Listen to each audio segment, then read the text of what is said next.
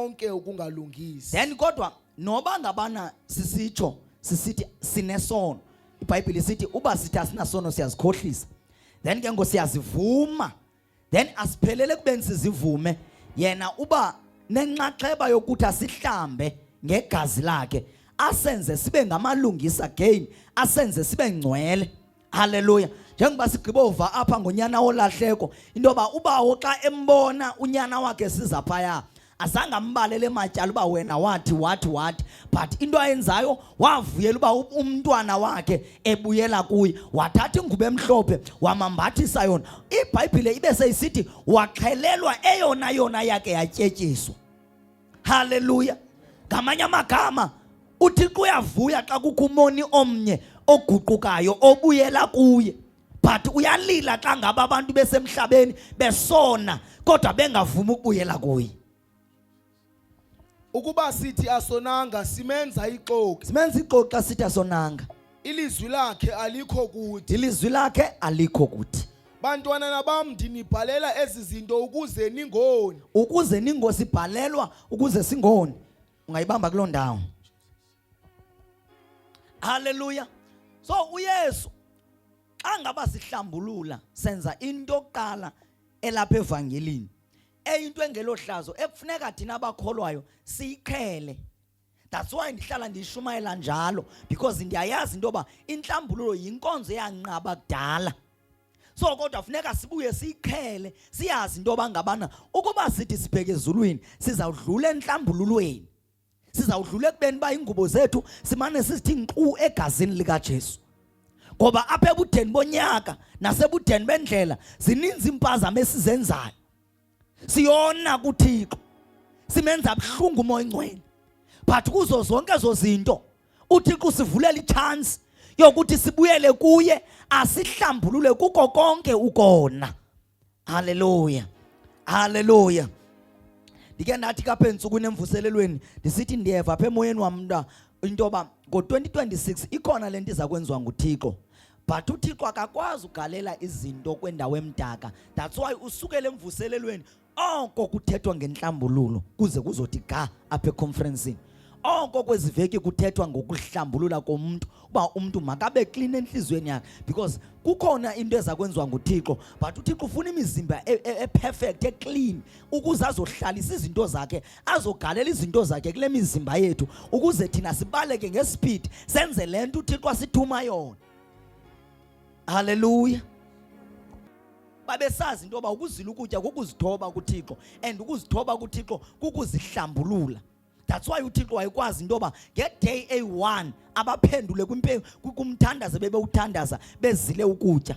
Amen. Babesithi xa ngaba benesiphoso bathe bona babuye bagalele umhlaba enhlokweni yabo, bahlalela uthuthwini bethandaza kuThixo.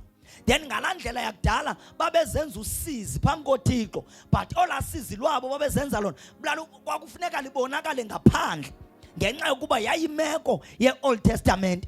But kweli lethu ixesha asikho kwimeko ye-Old Testament, olwethu usizi funeka lube ngaphakathi lungabonakali ngaphandle. That's why uYesu xa ethetha ngenzilo kudla uthi masithambise intloko yethu. Haleluya. Ngamanye amagama ungabonwa nangubani na ukuba uzilile.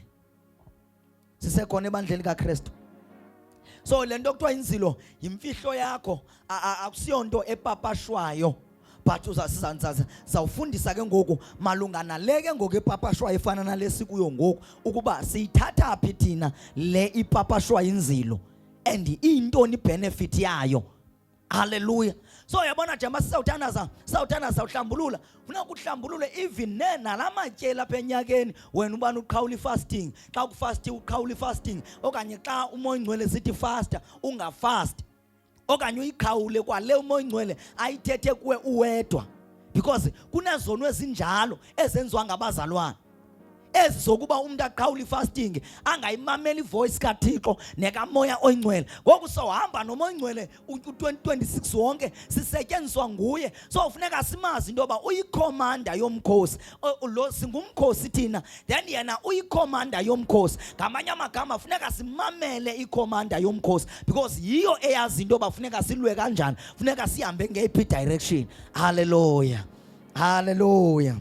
Hallelujah. Ngicela ke unitshilele incwadi kaYoweli chapter number 2 verse 12.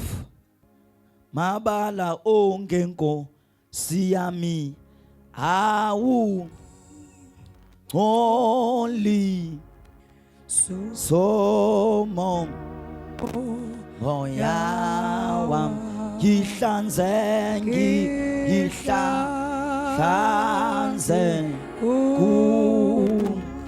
kuwona undenze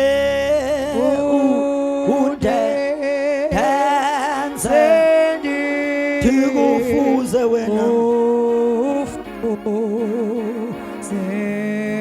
ngihlanze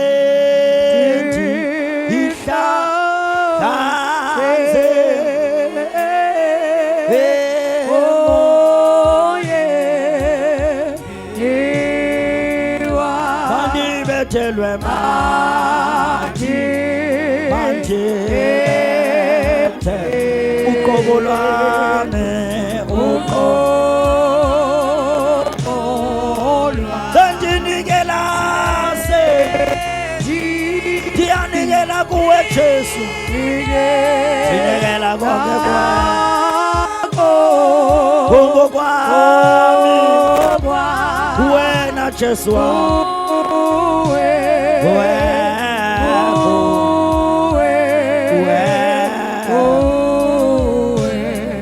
Cela kunifundele ke incwadi kaYoweli chapter 2 verse 12.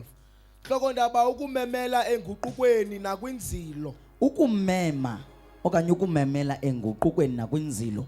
Ndidla ngokuthi xa ndithetha ndithi kunezono bazalwane onothandaza uncame xa ungazilanga ezincamathelayo apha enyameni yomuntu. Onothandaza uncame ngenxa yazo ongasoze ukwazi ukuziyeka until udubulala inyama ngenzilo kudla. That's why ke ngoku apha uThixo kumprofeti ubayala into yoba mabamemele ibandla enguqukweni nakwinzilo. So liyamenywa ibandla liziswe kwinguquko liziswe nakwinzilo. Nangoku ke utsho uYehova ukuthi buyelani kum ngenhliziyo yenu yonke. Uthi uYehova buyelani kum ngenhliziyo yenu yonke. Khawubamba inhliziyo yakho ithi ncede Nkosi Yesu. Ndibuyele kuwe ngenhliziyo yami yonke. Ngegama lika Yesu. Noba uSathane beyiba eyithimba inhliziyo yami. Kodwa namhlanje ndifuna ukuguquka. Ndibuyele kuwe ngenhliziyo yami yonke. Ngegama lika Yesu waseNazaretha. Amen. Qhubekeka ke mzala. Nibuyele kum ngenhliziyo yenu yonke nangokuzila. Nangokuzila kuyabuyelwa kuThixo ngokuzila. Nangokulila kuyabuyelwa kuThixo ngenyembezi. Nangokumbambazela. Ba ubuke wamamela ngengalamini benishumayela ngenhlambulo nokoyika uThixo. Ndithe xa sithandaza nathi lilela uThixo ngoba kuyabuyelwa kuThixo ngenyembezi. Umuntu akhale ekhala ngenxa yesiqu sakhe. Engakhali ngenxa yabanye abantu. So uthi uThixo ke ngokuzibala zibe ntathu ezi zinto. Uthi buyelani kum ngenhliziyo yenu yonke nangokuzila nangokulila. Ngamanye amagama ifasting it's one of ezinye izinto zokubuyela kuThixo. Kawonile uyabuyela kuThixo ngenzilo. Uyabuyela kuThixo ngokulila. Ngamanye amagama ngenyembezi zakho. Inyembezi zakho zifika zikuthethelele phambi koThixo. Nikhazule inhliziyo yenu. Nikhazule inhliziyo yenu. Ingabi zingubo zenu. Ingabi zingubo zenu ngoba abadala babekade bekhazula ingubo. Babelusizi phambi kwabantu ngenxa yokuthi bezilile. But ke ngoku uThixo apha uthi musana basazikhazula ingubo zenu. Khazulani inhliziyo yenu. Hallelujah. Ngamanye amagama lento kuthiwa inhlambululo mayibe into elapha enhliziyweni yakho. Ithi kundikhoyo zisoleni kudabuka inhliziyo. Nibuyele kuYehova uThixo wenu. Yes. Kuba unobabalo nemfesane. Yes. Yena uzeka kade umsindo unenceba enkulu. Njembe besetshula umfundisi. Ngeke sathethayo. Akana msindo ukufutshana uThixo. Uzeka kade umsindo. Ndandidla ngothi xa ndithetha ngomsindo kaThixo, ndithi kangangokuba uzeka kade umsindo kaThixo, akawuthulula umsindo wakho uThixo emntwini esaphila. Uthulula mhla wafa umuntu. xa efe engaguqukanga umuntu kukhona azawubona umsindo kaThixo. Kodwa xa eselapha emhlabeni noba ngabane eqeqeshwa nguThixo kodwa uThixo akanamsindo kuye. Haleluya. Umqeqesha eseluthandweni. Kodwa mhla wafa engazange aguquke kulapha azawuqala khona ubona intoba kanti umsindo kaThixo unje. Ngoba uzamthatha uThixo ayomphosa esihogweni. Haleluya. iBhayibhile ithi nxa ithetha ngesihogo ithi impethu yakhona ifi nomlilo wakhona ucimi. Ngamanye amagama day and night umuntu uzabe edliwa impethu. Haleluya. Uzabe erhaqwa livumba ngoba kuyanuka esihogweni, umlilo wakhona ucimi. Abantu abasesihogweni bayathuthunjelwa kude kube namhlanje bayalila. Jonga kwisityebi sathi kuLazaro, hayibo Abraham tuma uLazaro athi nkqo incam yomnwe emanzini azophozisa ulwimi lami ngoba ndiyathuthunjelwa kule ndawo ndikuyo. That is how painful is hell. Abantu basithatha kancinci isoko bacimba bangakwazi unyamezela isoko. That is how painful is hell, to the point yokuthi incam yomnwe ngamanye amagama amanzi asezipheni angayenza idifference. Umuntu ubona ngathi la manzi asezipheni ingathi angayenza idifference because le ndawo akuyo akuphunyulwa. Haleluya. Uba ngaphefumla uphefumlela ngabe lomlilo. Haleluya. That's why enhlizweni yami ndaye ndazixelela intoba kungcono ndibe lihlazo ebantwini. Haleluya. Kungcono ndihlambulule ukuba ndiyahlazeka ndihlazeke ebantwini kodwa kuNkulunkulu ndibe ngcwele ngoba ndifuna ubheke esigogweni. uThixo lo uyazohlwaya ngenxa yobubi. uThixo wethu esimkhonzayo uyazohlwaya ngenxa yobubi. Verse 14. Kubani na owaziyo? Kubano yabona lento kuthiwa ukuthi kuzohlwaya. Jongani uThixo akanqandwa nanguMoses. uThixo ezaba nomsindo efuna uthula umsindo kwisizwe sakaIsrael wanqandwa nguMoses wanqandeka. uThixo wethu esimkhonzayo uyanqandeka. Haleluya. Noba sele decidile even nalapha kulizwe lethu elimdaka eSouth Africa, but thina noba singabambalwa kanje xa sihlambuluka enhlizweni singakwazi ukuthi uThixo stop. Athi noba ufuna uyibetha iSouth Africa sibe negunya lokumnqanda sithi Thixo yima ngoba sisajongi lapha ukuba bazawusindiswa ababantu. Haleluya. Haleluya. Thina bangcwele sinamandla. That's why holiness is very important ensindisweni. Mhlambi wobuya azohlwaye ashiye intsikelelo ngasemva kwakhe. Andiqondi baba yayiva abazalwane ka uphinde ubuye umva kancinci. Ithi nguThixo theni wethu. Kubani na owaziyo? Ithi kaloku pha eqaleni ithi masihlambulule masibuyele kuYehova ngenhliziyo yethu ngokuzila ngokulila. Ithi sikrazule inhliziyo zethu singabi sakrazula ingubo zethu. Singamanye amagama sizisole kudabuka inhliziyo. Ngamanye amagama wena uzazibona izono zakho zika 2025 uzibone phambi kwamehlo wakho idabuka inhliziyo yakho. Haleluya. Uziphalaza inyembezi zakho phambi koThixo. Haleluya. Njengoba uziphalaza phambi koThixo uthi ke ngokumprofeti apha hleze ngoba uThixo wethu unguThixo zeka kade umsindo uyazohlwaya ngenxa yobubi. Haleluya. Hleze asuka azohlwaya athi noba ebefuna ukucekisa athi noba ebefuna ukushiya ngenxa yenyembezi zakho nangenxa yenguquko yakho nokubuyela kuye ngenhliziyo yakho ngokuzila nangokulila azohlwaya uThixo athi andisayi kumbetha lo muntu. Ashiye intsikelelo ngasemva kwakhe. Yes. Umnikelo wokudla nokuthululwa kuYehova uThixo wenu. Yes. Verse 15. Vuthelani isigodlo eZiyoni, ngcwalisani uzilo memani ingqungquthela. Jongani bazalwane.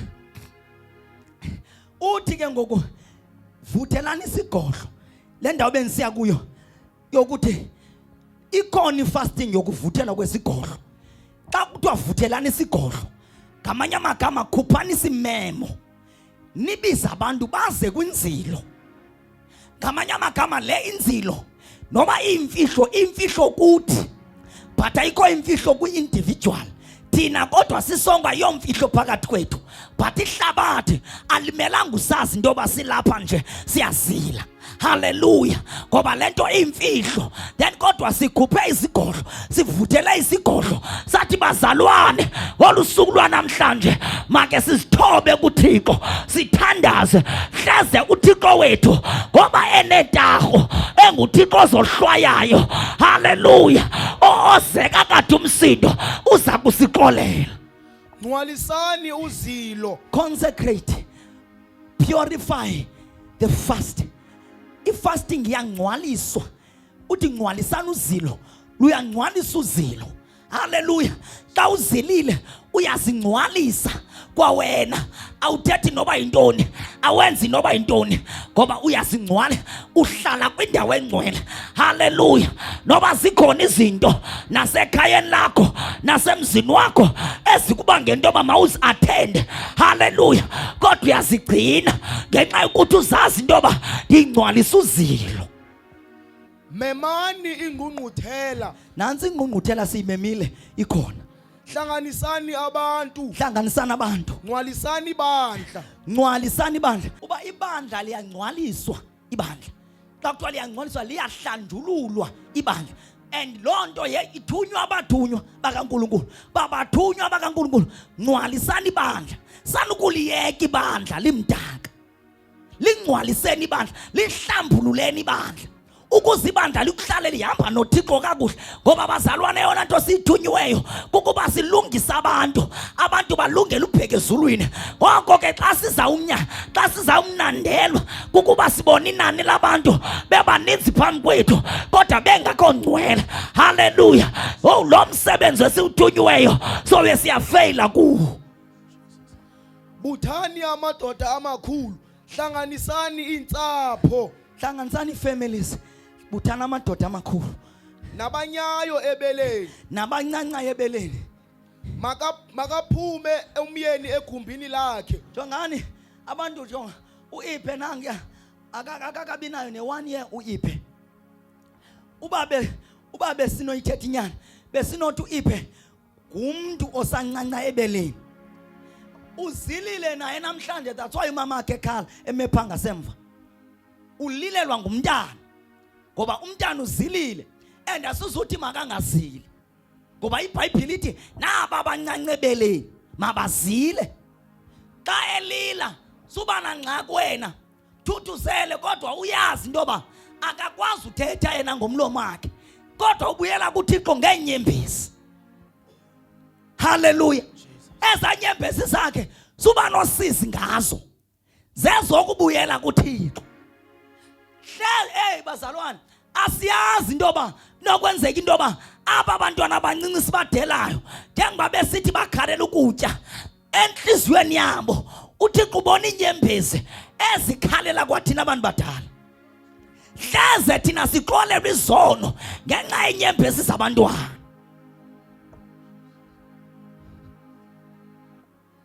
That's why fasting kufuneka singabasizela. Funeka xa singabazali noma sinenimba singabasizela abantwana kwi-fasting. Noba ngakhala umntana makakhala zibhuqe phansi, akazufa, akazubhubha. Hallelujah. Sibafundisa ubuyela kuThixo. iBhayibhile ithi nabo abancanca ebeleni mabazile nabo bathandaze kuThixo.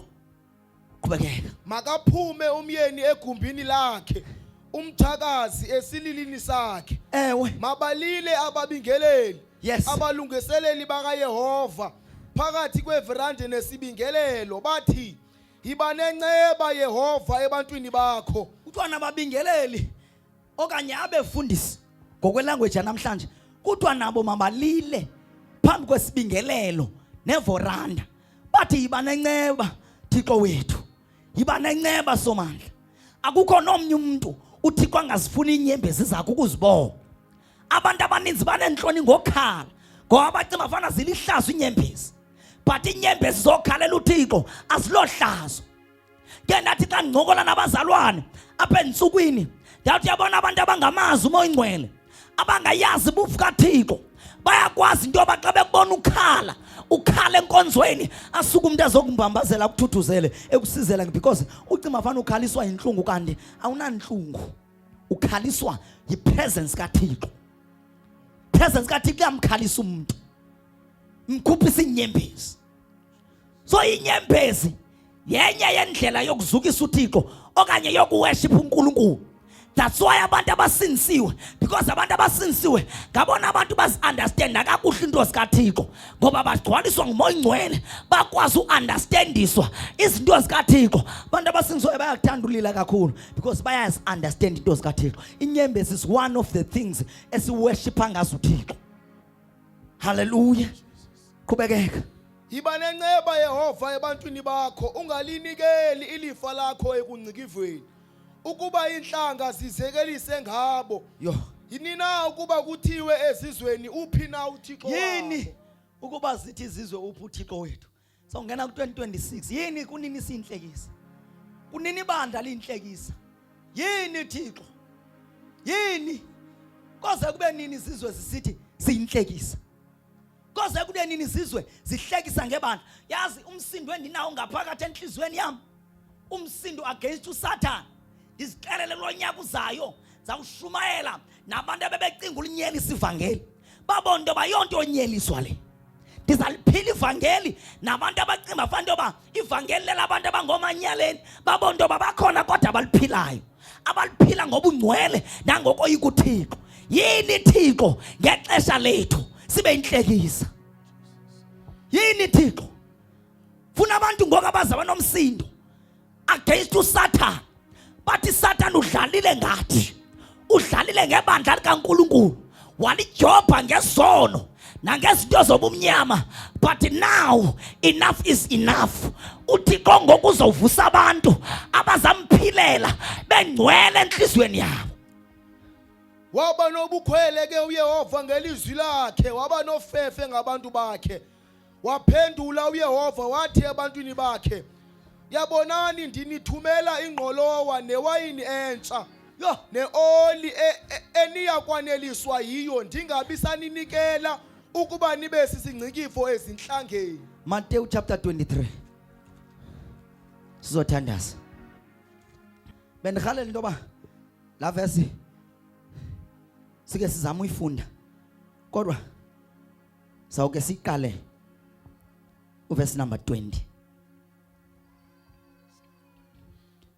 Ncwadi kaMateyu chapter 23 verse number 20. Yes. Sihloko ndaba uYesu ukhalimela ababhali nabaFarisi. Yes. Verse 20. Lowo usifungayo ngoko isibingelelo ufunga sona nento zonke eziphezu kwaso. Yes. Nalowo uyifungayo itempile ufunga yona nomiyo kuyo. Yes. Nalowo uwafungayo amazulu ufunga itrone kaThixo nohleli phezu kwayo. Yeah. Yeah, nina ababhali nabaFarisi. Apha uThixo uyakhuza. Ndihalela into yoba sike siyimamele nje kakuhle. Uyakhuza, ayisosikhahlelo. You warning. So apha uthethela, ukhalimela ababhali nabaFarisi. Because ngeli xesha lakho uYesu kwakukhona itypes zabantu. Xa ufunda kwigospel, kwincwadi zegospel, kwakukhona abafundi bakaYesu, kube khona isihlwele, kube khona ababhali nabaFarisi. Ababhali nabaFarisi yayingabantu abaphethe iBhayibhile. Njengoba bephethe iBhayibhile, babeyishumayela ngomlomo wabo, beyithethe ebantwini. But nxa ujonga izenzo zabo zinqamnye nalento bayithethe emlonyeni. NgabaFarisi ke abo, ziyi-hypocrites, ngabazenzisi. So uYesu wayebuyisela ubungcwele ebantwini esithi, bazalwana, nina bayiphatha nje iBhayibhile, nina bayithetha nje kodwa kungekho zenzo, ngoba izwi likaThixo abangomalungisa abalithethayo nabaliphulaphulayo, abangamalungisa ngabalenzayo. Cela uamen enkonzweni. Ngoba ngalithetha abantu bawuthetha balithethe bathi xa begqiba ulithetha bathathwe bayophoswa esihogweni. Bazawuliphatha iBhayibhile bayihamba inkonzo iveki yonke, kodwa bathi xa begqiba uhamba inkonzo iveki yonke bathathwe baphoswe esihogweni. Abantu abazawusinda esihogweni ngabantu abazawuthi xa begqiba ulithetha balazi into yoba njengoba ndilithetha liqala kwalapha kum. Haleluya. Izwi likaNkulunkulu andilibhekisi kwabantu ndishumayela kubo, kodwa liqala kwalapha kum. Ukuba kunjalo yazi into yoba usendleleni ebheke esihogweni. Nawe noba uyashumayela kanjengam, kodwa zazi into yoba unetyala lokuyenza le nto oyithethayo, ngoba uba uyenzi usendleleni ebheke esihogweni. Haleluya. Babephatha iBhayibhile ababhali nabaFarisi, babephicotha izibhalo kakhulu. Ude athi uYesu, that's why benisithi le chapter benirhale basingayifunda yonke, but asizubana chance enough for uhlambulula. So wayesithi ude athi uYesu, nina ababhali nabaFarisi kuni uthi kundikhoyo mamenemene ndini. Haleluya. Uthi nina nithwalisa abantu umthwalo eningakwazi nina nokuchikimisa ngomnwe. Ngamanye amagama nixelela abantu mabenze le nale, kanijongwa nina bafundisayo aniyenzi le nto niyithetha kwabazalwane. Qhubekeka. Bahanahanisa indini ngokuba ninikela izisumi zetyeleba nedile nekumini, kanti nizishiyele ezona ndawo zinzima zomthetho. Ezona ndawo zinzima zomthetho. Bakhona kwakuhlanjululwa bakhona phofu nabangasinikeliyo nesishumi. Bakhona nabangasinikeliyo nesishumi. Kodwa uThixo ngoku uthi kwaba basinikelayo bashiya indawo zokuqala, baqale ngezokugqibela indawo ezinzima emthethweni. Yabuya kabangasinikeliyo. Akunceda ukusinikela, kodwa usishila indawo zokuqala zomthetho. Ezintoni ezo ndawo? Umgwebo nenceba nokholo. Umgwebo nenceba nokholo kuthiwa zindawo ezinzima zomthetho. Ngamanye amagama awazi uba umgwebo uyeza, awuguquki enhlizweni yakho. Awuyazi inceba kaNkulunkulu ibikhona ukukuhlangula wena kholwa kuyo, then ibe seyisithi nokholo ke ngoku. Ezibe nimelwe kukuba nizenze, nithi neziya ningazishiyi. INew Testament ithethwa nguYesu uthi nina banikela izishumi nishiya indawo zokuqala, athi kanti bemfana uba niqala ngeza ndawo zobulungisa neza zinto eziya ogqiba ningazishiyezi zezishumi. Ngamanye amagama ninikele ngesishumi. Nina ababhali nabaFarisi bahanahanisa indini ngokuba nihlambulula umphandle wendebe nesitya, kanti ke ngaphakathi kuzele kukuphanga nokungazeyisi. Mfarisi indini uyimfama, hlambulula tanci okungaphakathi kwendebe nesitya, ukuze kuthi okungaphandle kwazo kuhlambuluke.